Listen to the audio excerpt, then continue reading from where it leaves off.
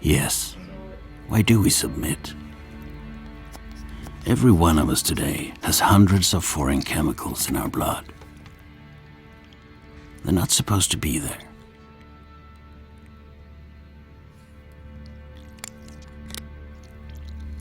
I decide to find out what those chemicals are and what they do to us.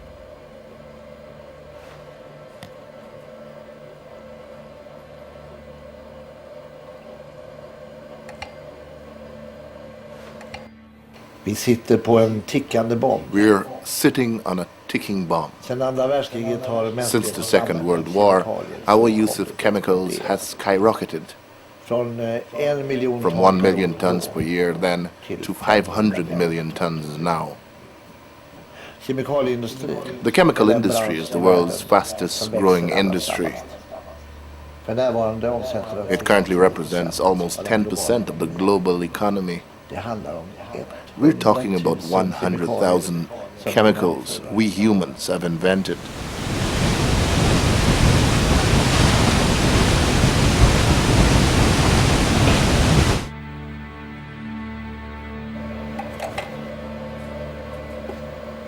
I consult Professor Åke Bergman at Stockholm University, a highly respected researcher worldwide, and ask him to analyze my blood.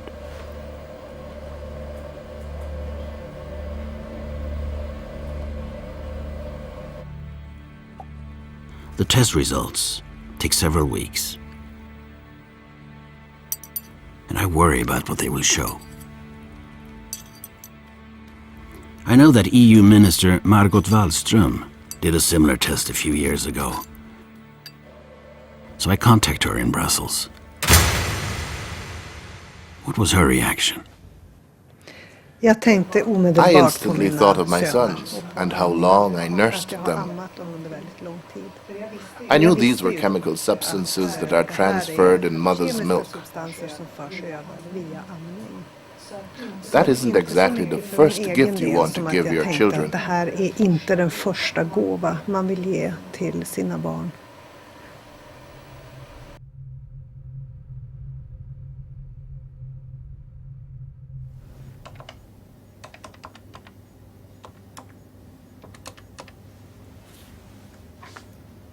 Hi Stefan, this is Ake Bergman in environmental chemistry. I have your test results here,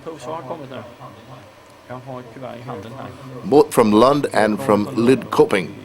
When can you come? När kan du vara här? Chemists work very hard to create new products, and they're very good at it.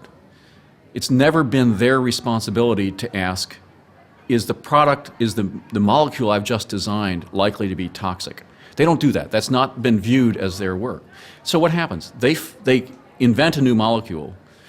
A manufacturer realizes, oh, that's a neat molecule. I can use it to make something really valuable. It goes into the marketplace. It expands in the marketplace. It becomes highly valuable. Lots of money starts to be made off of it.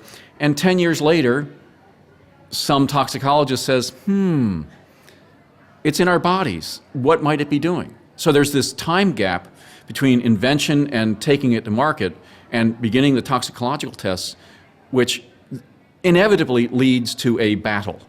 It's a battle between the people who are making money off of it, who say, oh, we've been using it for 10 years and we've never seen a problem, and the scientists who begin to ask the right questions, because some of these questions are quite complex. Society had an impression in the past that we didn't need to worry about chemicals, and nature would take care of it. If you threw the chemicals on the ground, the sun would break them down, or the bacteria would break them down, or they would become dilute in the water and not dangerous.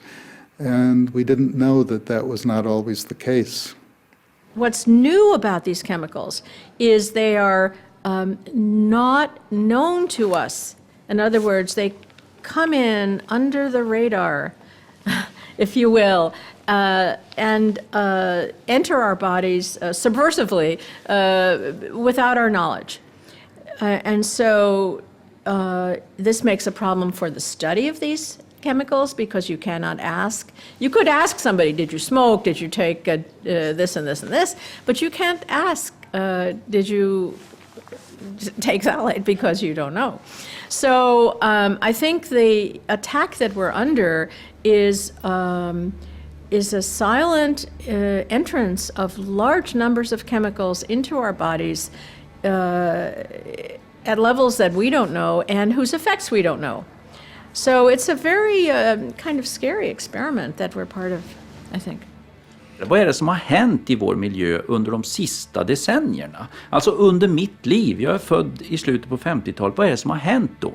En sak som verkligen har hänt då, det är att vi har introducerat oändligt många kemikalier i miljön som aldrig har funnits där tidigare.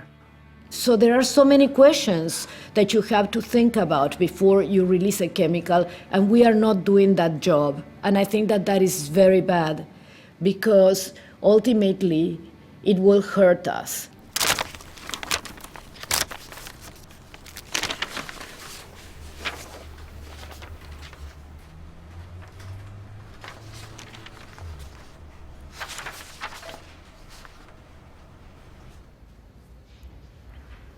Hur många olika kemikalier har ni hittat i mitt blod? Ja, det är ett 70-tal ämnen och då har We found 70, and we didn't do all the tests we could have done. We could probably find about 200 substances. Ja, vi har hittat tungmetaller. We found heavy metals. You have elevated mercury levels. Your cadmium levels are about average.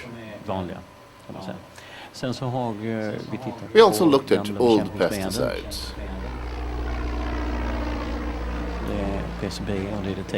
Among other things, PCB and DDT, which have been around for a long time. PCB och DDT, det är förbjudet. Haven't those been banned? Ja, visst är det. Yes, since the 1970s. We have two key terms here. One, these substances are persistent. They remain in the environment for a long time. They don't break down, and they change very little. The other term is bioaccumulation. They're absorbed into the body. You probably got them from fish and other things you've eaten primarily. Those two terms are very important. We also need to know that a huge number of substances can affect us. They can be natural, made by our own bodies, or artificial. There is a whole slew of chemicals. Fuels, petroleum products, paints, cosmetics, medicines, pesticides, softeners, flame retardants, and many, many more. Vi vet väldigt mycket om några hundra. We know a lot about the 100 or so substances in the spotlight. Men i största allmänhet så har vi. But on the whole, our knowledge is sadly lacking. 20%, For 20%, 1 of 5. We know nothing of health effects. And these are high-volume substances. Substances we consume 10, 50, 100,000 tons of per year. That's a huge ocean of ignorance.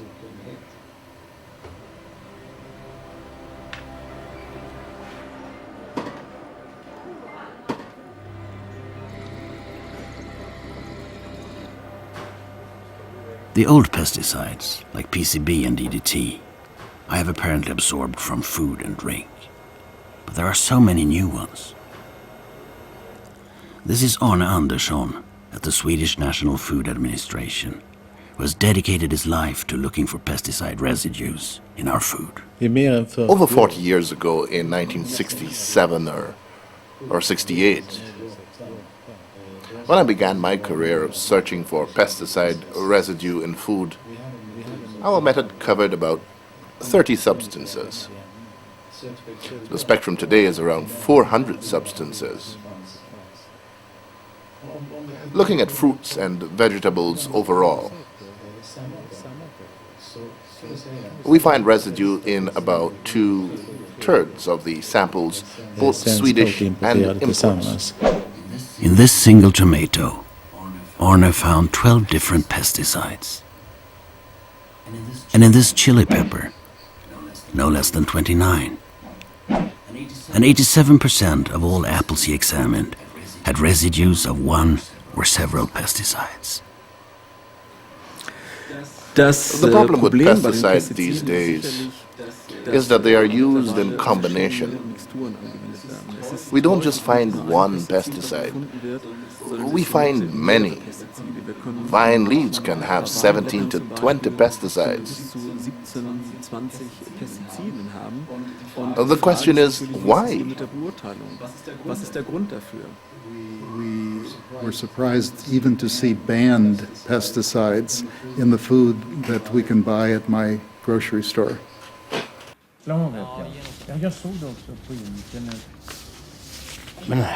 What's this big bar? One of the substances in PBDE. It's a flame retardant. And you have a much higher amount of it than the general population. Flame retardants? From what? They're substances in construction materials, textiles, electronics, to protect them from fire.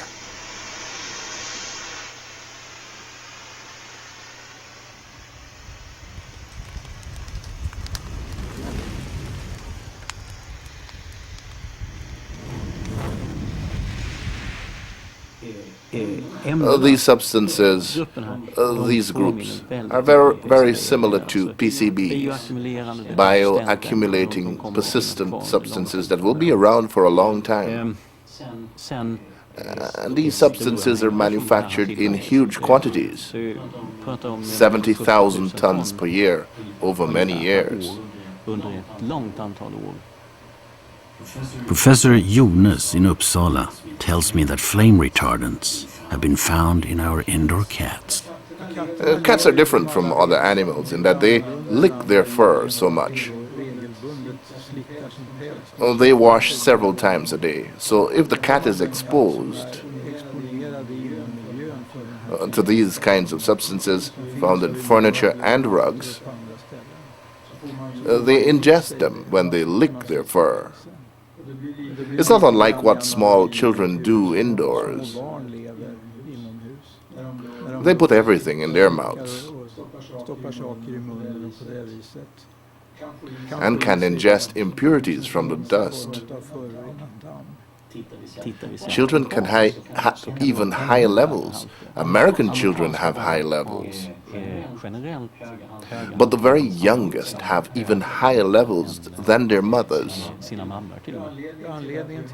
Well, the reason we've looked at samples from cats is that many cats began developing hyperthyroidism in the late 1970s. 2 years ago, a study in the United States indicated that brominated flame retardants were the cause.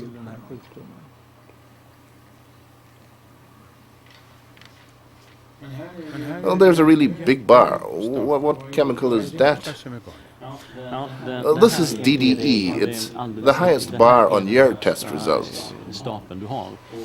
Well, this is a product of the degradation of DDT, the much lower bar next to it. This shows you've been exposed to DDT, but primarily you get DDE from fish. You should talk to Ingar Brandt in Uppsala. He knows more about this. Looking at your results, I'm struck by the high levels of DDE, which is a degradation product of DDT. This high level is an indication of how very stable it is. It goes straight into your adrenal glands, the little organ that produces the stress hormone cortisol. Because it collects there, you accumulate a huge dose. It breaks down there and produces a very aggressive substance which attacks the adrenal cells and will destroy them or impair them. So what does that mean? Remember, these are the cells that produce the stress hormone cortisol. The end result is that your ability to produce cortisol will diminish.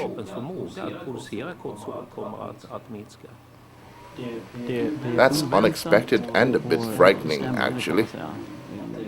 Finding it there, we couldn't have predicted that. Each chemical must be considered individually. The point is, you can never predict how a substance is going to work.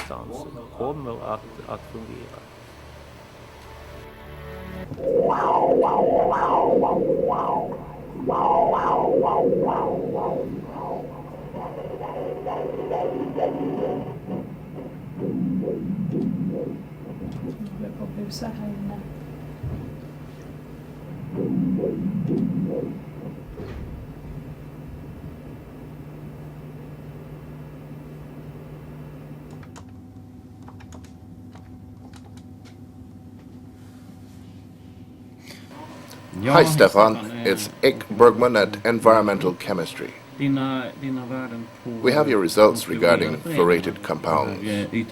Åke ringer mig en kväll om en sista PFAS is a substance used to make fabric stain resistant.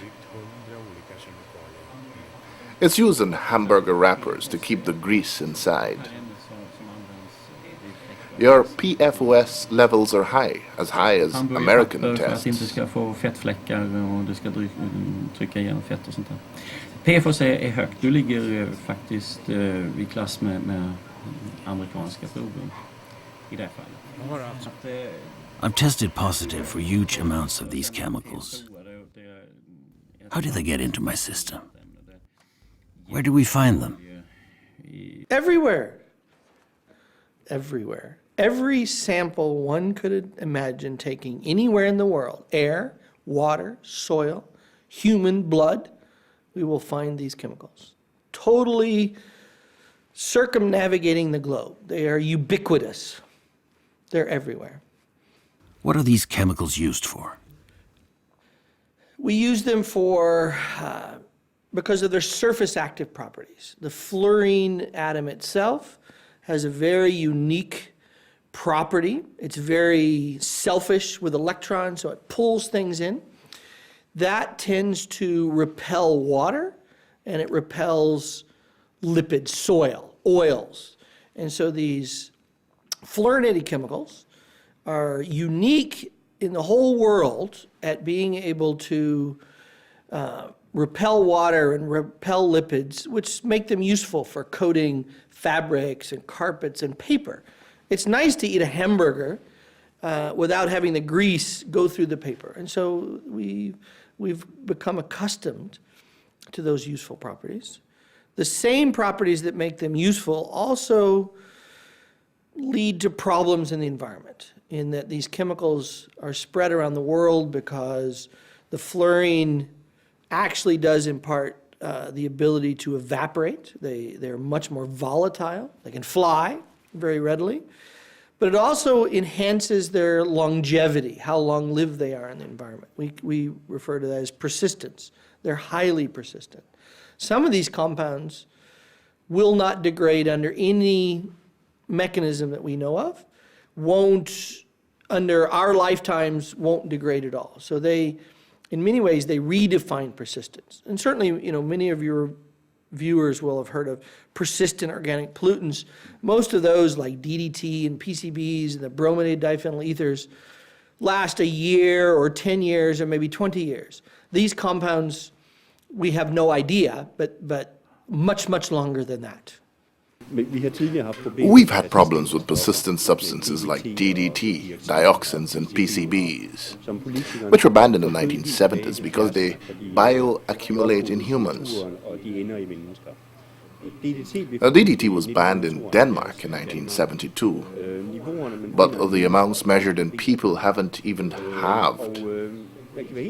There is none left in the countryside. It's all in animals and people. And the levels have not decreased. But the new perfluorated chemicals are much more persistent than DDT, so they'll be around forever. They are acting perhaps more on the immune system, or they are acting to weaken cell walls because of their effect like a surfactant, like a soap. They may affect the cell wall's integrity. So that effect, it may be quite different from the flame retardants. What does it mean when you have both in your blood? I don't think anybody knows that.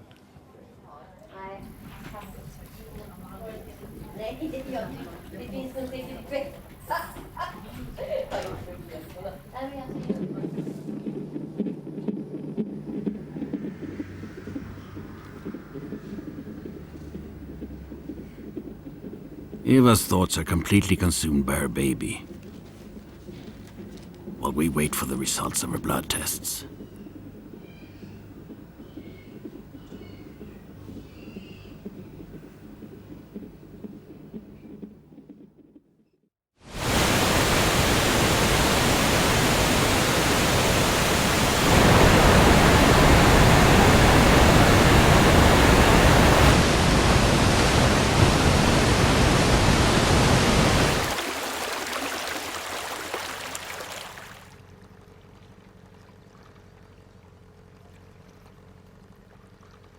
The results of my blood tests are worrying, but I try not to think too much about it.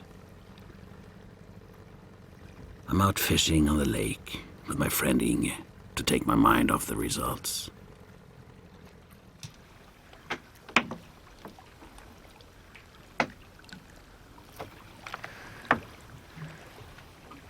Our nets are quite empty. But when Inge lands a burbot, it calls up an image that is stuck in my head, one I can't forget. It showed a burbot with 2 sets of sex organs. A hermaphrodite.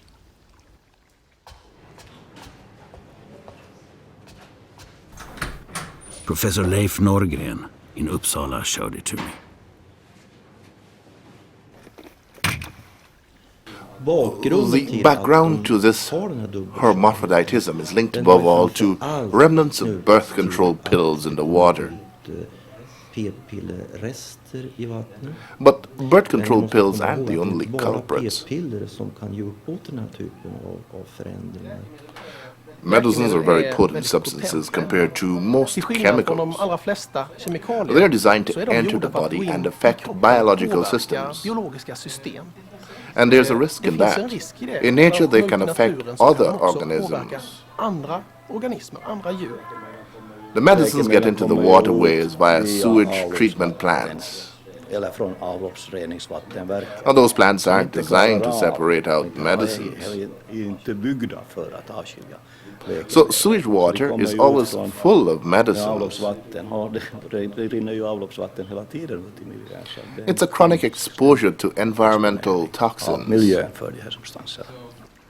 So from the point of view of the fish in the waste stream or in the river that's not too far away from the waste effluent, it doesn't matter whether it's persistent or not. There's continuous flow of it, so it's always exposed. We find anti-inflammatories, paracetamol, ketoprofen, naprofen, which are used daily. We also find antibiotics and antidepressants. At least the fish don't have headaches.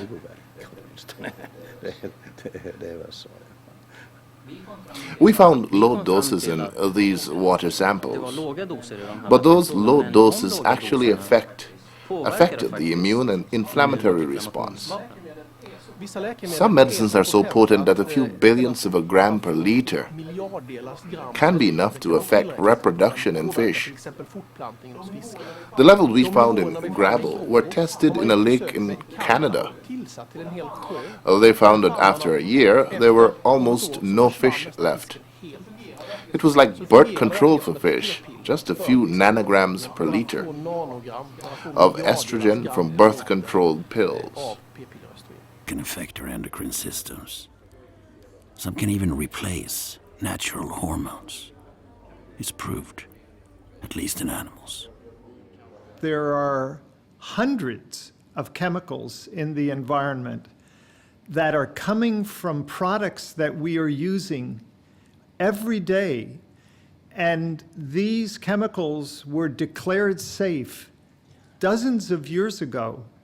And now we understand that they can disrupt the endocrine system, the controlling system of our bodies. The expert on this is Professor Theo Colburn. She has seen how very small doses of chemicals in nature have affected the wildlife. And she says the same thing happens in the human hormone system. Well, our hormone systems are very complex, and everybody must understand it goes beyond the usual sex hormones. There are a lot of hormones. Insulin is a hormone. I don't think most people understand that. And we have an epidemic of diabetes and obesity, all connected, in the Northern Hemisphere, that now, basically, some of the most recent studies, and even a human study, showed a link between a very commonly used plastic called bisphenol A and diabetes, obesity, and cardiovascular problems. What we used to think was that we could use high-dose testing to predict what's going to happen at low levels. That's how all regulatory toxicology works. We used to think that that was sufficient. But that was before we began to realize that some contaminants, like bisphenol A, behave like hormones. And the people that study hormones, endocrinologists, have known for years that what happens at high doses isn't necessarily the same as what happens at low doses.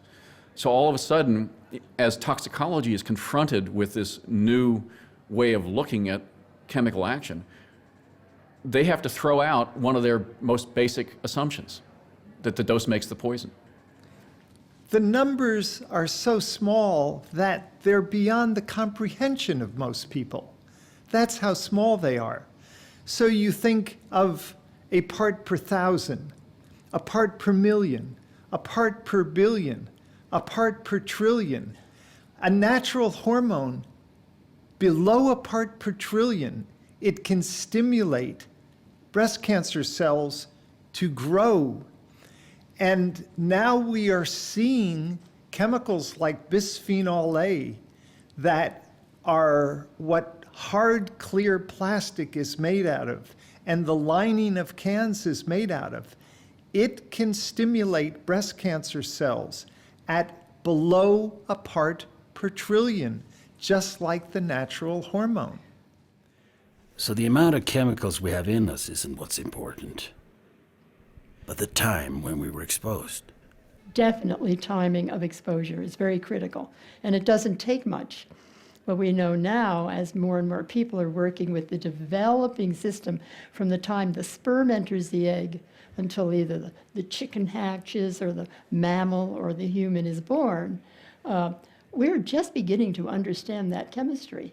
That chemistry operates in the range of parts per trillion and parts per billion, which industry has told us for years it's harmless. Concentrations like that are unimportant. But when you interrupt a vital system, something that's developing where these eggs are splitting and developing and budding and forming legs and arms and duct systems and glands, at a part per trillion, these are very dangerous chemicals. The easiest concept for people to remember is that this hand and the fin of a dolphin and the wing of a bat, at the early embryo stage, they look identical. And inside of the wing of a bat and inside of the fin of the dolphin is a hand. So at the beginning of development of a fish or a frog or a mouse or a human, the early stages of development that are disrupted by endocrine disruptors and the genetic mechanisms are almost identical. We end up looking different, but don't let that deceive you. The mechanisms of development are very, very similar, and the disruption events of development lead to diseases in all of these species. We know that fetuses go through programming that can never be redone. Things can happen during that time that cannot be changed later. This means that chemicals present for a very brief moment of time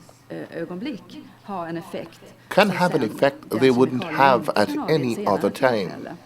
One of the big developments has been for us to identify that there is a critical period during development of the male fetus when there is extreme vulnerability to disruption of hormone production or action.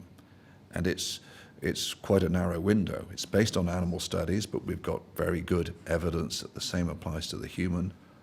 We have proven that in animals, if you expose during the time that you start out, your body starts out as one single cell and then becomes 2 cells and 4 cells and many cells. And we know that as one cell is becoming many other cells, the hormones that control that, if you disrupt them, then you permanently alter the genes in the new cells. And when you do that at the beginning of life, those cells and all of the cells that come from them are defective. And the consequence is that, for instance, after puberty, when the reproductive system starts forming, abnormalities in the organs that after puberty begin to develop, like the female uterus, suddenly you start to see diseases of that organ. You don't see the disease in a child because the uterus is not functioning yet. So not just one system. This could be the development of the brain, which basically the brain at that time is getting programmed for how an individual is going to develop later in life as well. So their behavior is being affected. Intelligence could be affected. And you know, we talk a lot about nurture, but you can't, nurture definitely can make you learn to love. It helps you learn to love. But if you're not wired correctly in the beginning, nurture isn't going to work. And these are the things that I worry about. I see so many children today who don't relate. They can't look at you. They're totally, totally out of control. They overreact. They don't know what's right and wrong. And it's not because someone hasn't tried and worked hard for them. The parents are not to blame.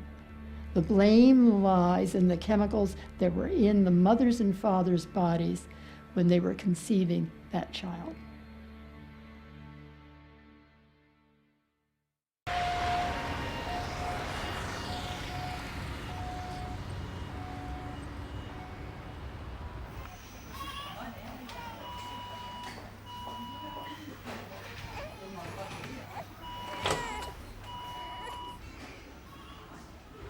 All the researchers I interview repeatedly mention a doctor in Copenhagen who also has extensive experience of these things from his own practice. I obviously need to meet Professor Niels Skækebæk. Should I talk to the camera or to you? I'll talk to you.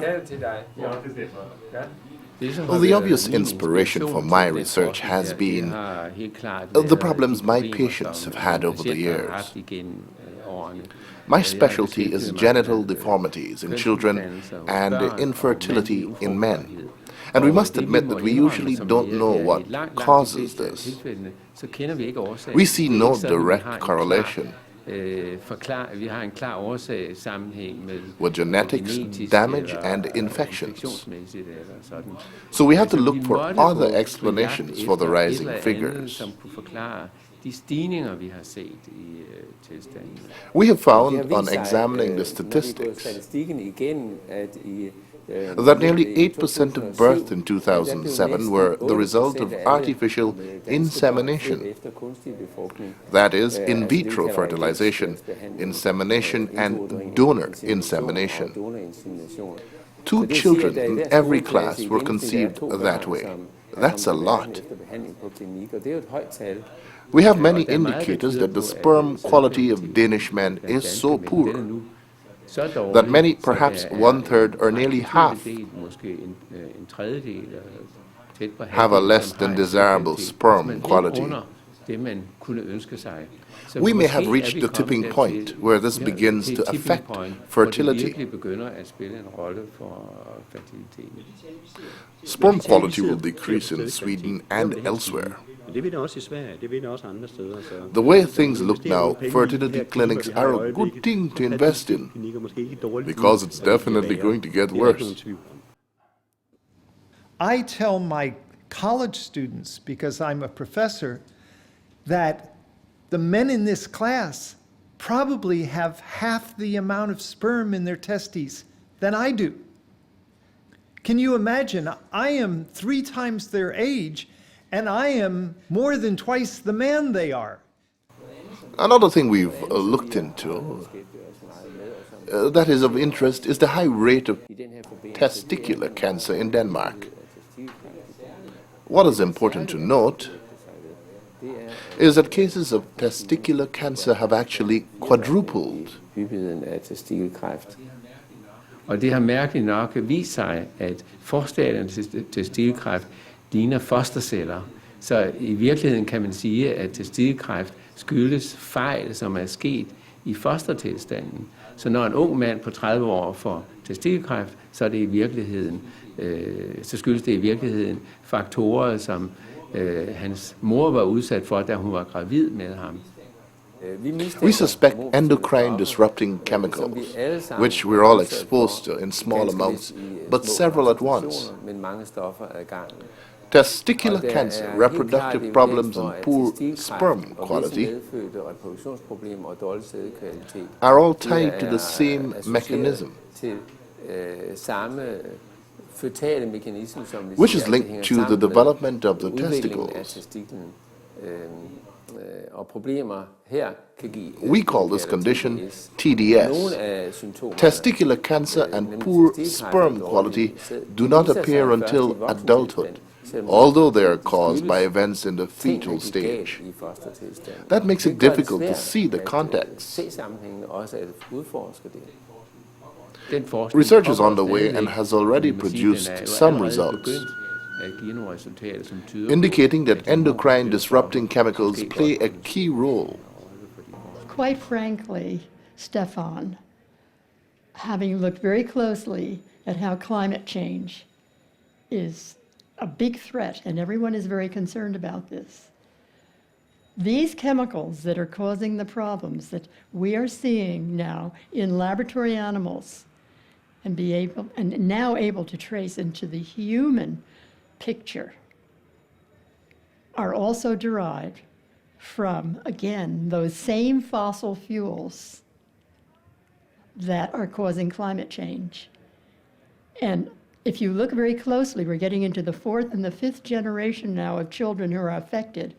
Look at the odds of those children ever being born without having some kind of a lifetime disorder where they're going to have to be cared for or they're going to have to take medication the rest of their lives. I would say, quite frankly, we should be more worried about these health effects. They are going to be more imminent in terms of human society and humankind and all living organisms on Earth than the threat of climate change. It's going to get us sooner.